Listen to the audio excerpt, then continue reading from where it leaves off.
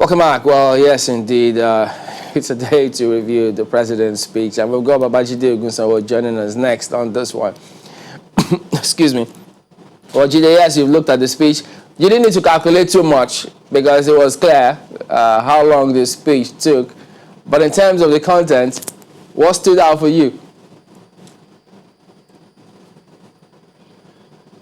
Chamberlain, good morning. I would like to start with the summary of the speech. In the days that we've seen the president, I'll summarize the youth have been speaking, and for me, their speech to the president has been, Mr. President, you are sitting on a keg of gunpowder.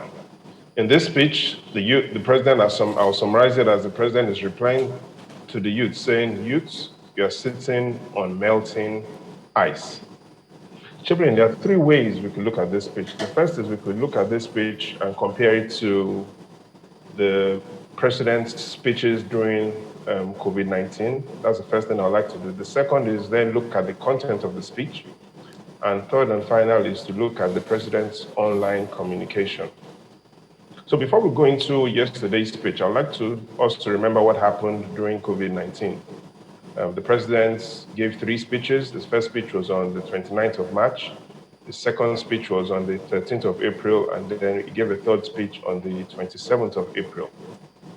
In these three speeches, the first time the president spoke about COVID-19, he gave that speech standing.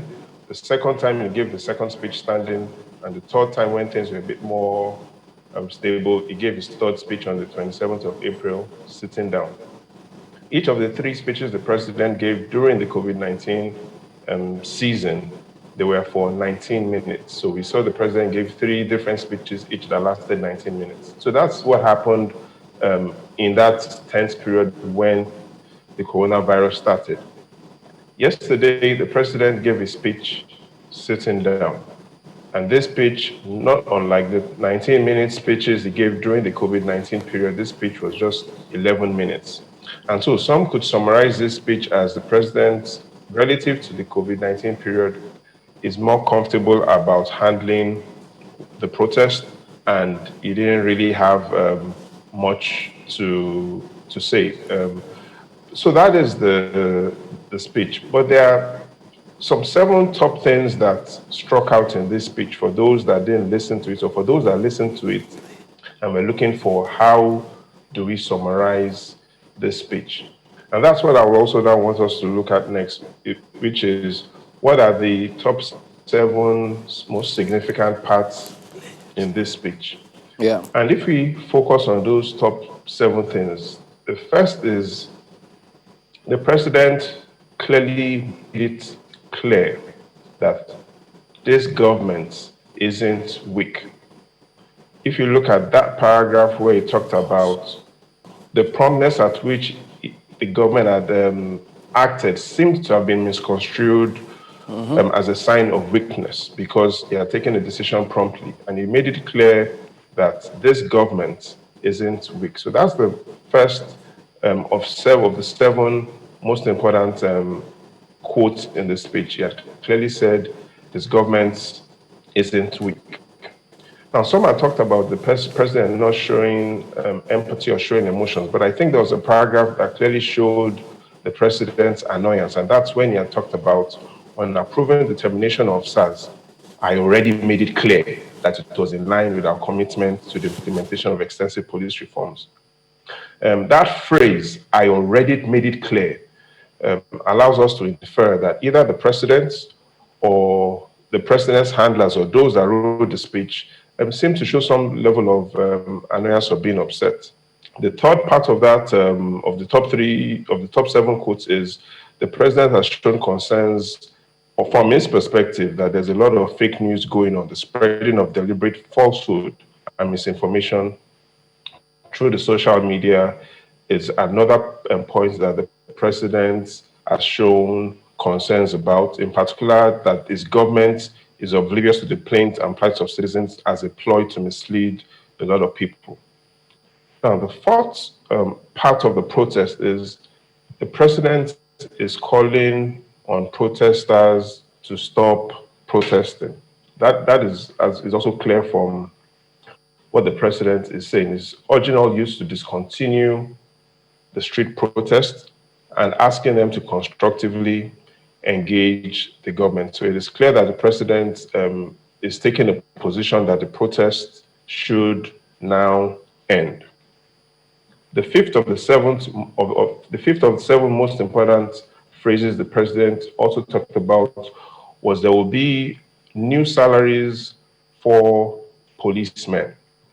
What this means is that the 13 trillion naira budget that was presented to the National Assembly will most likely go through the door and the budget wouldn't be passed soon. The president has talked about about the finalization of a new salary structure for members of the police. It is unlikely that the president will want to delay this salary structure into the 2022 budget, which means that the 2021 budget may not be approved soon, and we'll still see new numbers for the 2021 budget. Now, here's the sixth thing. The president is taking a position that the facts available should be made to all those that feel that there have been protests, but the government is saying that people, and especially the international community, that there is more behind the news. It talks about, we thank you and we urge you all to seek to know all the facts available before taking a position or rushing to make a judgment and hasty pronouncement. What this means is there is more going on than perhaps we all know. And so the president didn't mention Lekki, but from this phrase, it allows us to infer that there is more behind what is going on, or rather the president believes, or the president's handlers believe, that there is more behind the street protest and there's more behind what happened with the Lekki shooting, or for now, the president will say the alleged shooting at Lekki. And finally, the president talked about the government respects and will continue to respect all the democratic rights and civil liberties of the people. And so these are the top 7 things the president has talked about. Yes, there's no mention of Lekki, there's no mention of what had happened, and the president has made it clear that there's a lot of fake news going on and that there is more behind the news. And so, like I started, my summary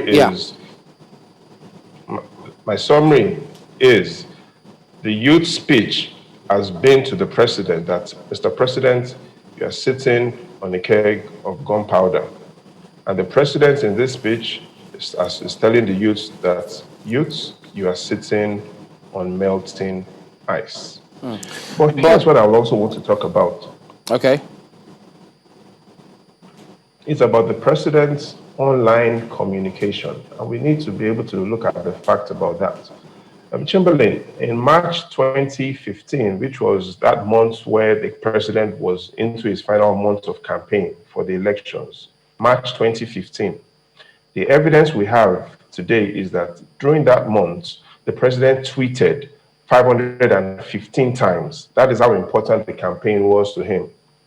515 times, 515 tweets in the month of March 2015. Chamberlain, here's what I mean.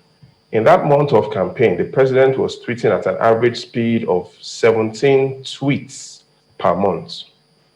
In October this month, which we are in, the president has only tweeted 113 times, which is just an average of 3 tweets, an average of 4 to 5 tweets a day.